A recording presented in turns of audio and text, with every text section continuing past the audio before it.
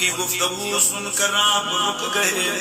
آپ نے مسلمان سے فرمایا کس بات میں جھگڑ رہے ہو؟ کہنے لگا حضور یہ عیسائی ہے، میں مسلمان ہوں، میں کہتا ہوں کہ میرا نبی افضل اعلیٰ ہے. یہ عیسائی ہے، یہ کہتا ہے کہ حضرت عیسیٰ افضل اعلیٰ ہے. جناب غوث اعظم نے فرمایا اے عیسائی تو بتا تیرے پاس کیا دلیل ہے کہ جناب عیسیٰ افضل اعلیٰ ہے؟ کہنے لگا جناب یہ تو قرآن میں بھی موجود ہے کہ ہمارے نبی حضرت عیسیٰ مردوں کو زندہ کر دیتے تھے. وہ سیاست رضی اللہ تعالیٰ عنہ جلال کی کیفیت میں ہے. فرمایا اگر میں محمدی ہوں، میں نبی نہیں ہوں، میں نبی نہیں ہوں، انی لست بنبی بل میں اتباع محمد، میں حضور کا غلام ہوں، میں محمد مصطفیٰ کا کلمہ پڑھوں، ان کا امتی ہوں. وَإِنَا حَيَيْتُ بَيْتَ قَوْمٍ نَبِيِّنَا مُحَمَّدٍ. اگر میں مردے کو نبی زندہ کر کے دے دوں تو پھر میرے نبی کا کلمہ پڑھے گا. غوث پاک کے پاس آئے جی پہلے ولی زندہ کرتے تھے. فرمایا بولو کس کو زندہ کرنا؟ بندہ لے گیا پرانی قبر پہ، جی اس کو زندہ کرے. فرمایا پتہ ہے یہ کون تھا؟ انہوں نے کہا جی یہ گانے بجانے والے تھا. نوٹ کرو بھئی، سارے پوچھو تسلی کرو. ایسا ہی تھا جی ایسا تھا. اور جی 100 سال پہلے تھا، کسی نے بتایا اتنا. غوث پاک نے اس کو کہا اٹھ، قبر سے کہا قم باذن اللہ، اٹھ اللہ کے حکم سے. وہ بجاتا ہوا اپنا گٹار وٹار جو بھی تھا اس کا ساز واز تھا، اٹھا. آپ نے اس سے پوچھا نام کیا ہے؟ بتا ان سب کو کب مرا تھا. اس نے ساری. فرمایا پھر چلا جا قبر میں، اللہ کے حکم سے آپ نے مردے بھی زندہ کیے. ایک طرف تو آپ لوگ عیسیٰ علیہ السلام کے حق میں مردے زندہ کرنے کے معجزے کو مانتے ہیں، اور دوسری طرف اگر کوئی شیخ عبدالقادر جیلانی رحمۃ اللہ کا مردہ زندہ کرنے والا واقعہ بیان کر دے تو اس کا مذاق بھی اڑاتے ہیں. آخر کیوں؟ اس لیے کہ حضرت عیسیٰ علیہ السلام کی سند تو قرآن میں نازل ہوئی ہے. شیخ عبدالقادر جیلانی رحمۃ اللہ علیہ کی سند کہیں نازل نہیں ہوئی ہے. اور یہ جو کہانیاں آپ کو کرواتے ہیں نا کہ اگلے انبیاء کو جتنے معجزات ملے تھے وہ ہمارے نبی علیہ السلام کو کمبائنڈ فارم میں مل گئے، یہ بھی کہانی ہے. میں آپ کو بتا دیتا ہوں کہ یہ چیزیں جو نہیں ملی. صحیح بخاری اور مسلم میں حدیث ہے قیامت والے دن سب سے پہلے ابراہیم علیہ السلام کو لباس پہنایا جائے گا، سب لوگ ننگے اٹھائے جائیں گے. تو یہ فضیلت ابراہیم علیہ السلام کے پاس ہے.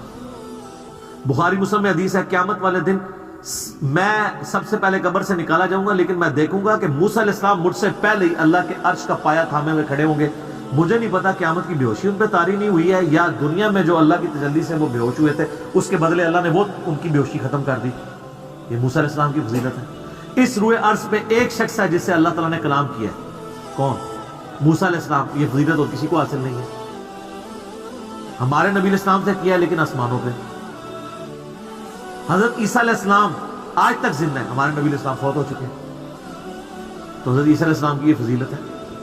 اس سے بڑی چیز جس کا ان کے پاس کوئی حال ہی نہیں ہے، ہر چیز میں ادھر ادھر کریں گے. عیسیٰ علیہ السلام بغیر باپ کے پیدا ہوئے ہیں، ہمارے نبی علیہ السلام تو بغیر باپ کے پیدا نہیں ہوئے. یہ خام کا بنایا. یہ تو سورۃ الانبیاء کا پہلا صفحہ پڑھیں، اس میں کافروں کا اعتراض تھا اس نبی کو وہ معجزے کیوں نہیں دیے گئے جو اگلے نبیوں کو دیے گئے. سورہ نساء میں آتا ہے کہ کیوں نہیں کوئی آسمان سے بجلی آتی اور وہ قربانی کو کھا جاتی، جب تک یہ معجزہ نہیں دکھائیں گے ہم ایمان نہیں لائیں گے. تو اللہ نے کہا نہیں، اللہ کی مرضی ہے معجزات پہ. سورہ بنی اسرائیل میں 8 کے قریب معجزات مانگتے تھے. اللہ نے فرمایا تم کہہ دو میں نبی ہوں، رسول ہوں. تو سر شیخ عبدالقادر جیلانی نے کہا نبی علیہ السلام کے بارے میں بھی کوئی صحیح سند سے ثابت نہیں کہ آپ نے کبھی مردہ زندہ کیا ہو. قرآن میں نفی آئی ہے اس کی، ورنہ تو قرآن میں آتا کہ تم کہتے ہو لو آپ مردہ زندہ کر کے بتا رہے ہیں. قرآن میں کہا جا رہا ہے کہ نہیں، قرآن معجزہ ہے، کیونکہ وہ معجزہ آپ کی زندگی تک ہونا تھا.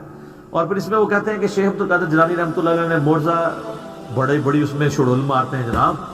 وہ کہتے ہیں کہ انہوں نے عیسائی کو کہا کہ تیرا نبی تو کہتا تھا کم باذن اللہ، میں کم باذنی کہتا ہوں، میرے حکم سے کھڑا ہوں.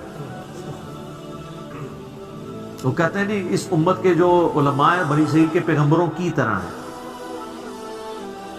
ہاں اپنے منصب میں پیغمبروں کی طرح ہیں، مرتبے میں نہیں. کیوں؟ یہ پوری امت دائی ہے. کنتم خیر امت اخرجت للناس تأمرون بالمعروف وتنہون عن المنکر.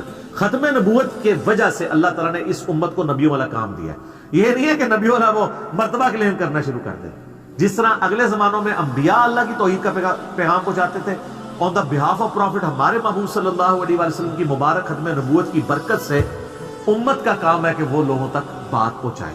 اس اعتبار سے تو بنی اسرائیل کے انبیاء کی طرح ہے، یعنی منصب وہ ہے، مقام وہ نہیں ہے، یہ اسی طریقے سے ہے جس طرح نبی علیہ السلام بھی بشر ہے اور ہم بھی بشر ہیں، سپیشیز ایک ہے نا، مرتبہ تو ایک نہیں ہے۔ نبی علیہ السلام تو پیچھے بھی دیکھ لیتے تھے، بخاری مسلم میں آتا ہے، اور بخاری مسلم میں آتا ہے نبی علیہ السلام نے ہاتھ بلند کیا تو آپ نے فرمایا میں نے ارادہ کیا نماز میں جنت سے انگوروں کا گوشہ توڑ لوں، اور بخاری مسلم میں آتا ہے نبی علیہ السلام سوتے تھے وضو کر کے، اس کے بعد خراٹوں کی آواز بھی امہات المومنین سنتی تھی اور پھر اسی طریقے سے نماز پڑھاتے تھے۔ تو پوچھا تو آپ نے کہ میرا صرف جو ہے وہ آنکھیں سوتی ہیں، جسم سوتا ہے، دل تو جاگتا رہتا ہے، یہ پروٹوکول تو کسی کا نہیں ہے۔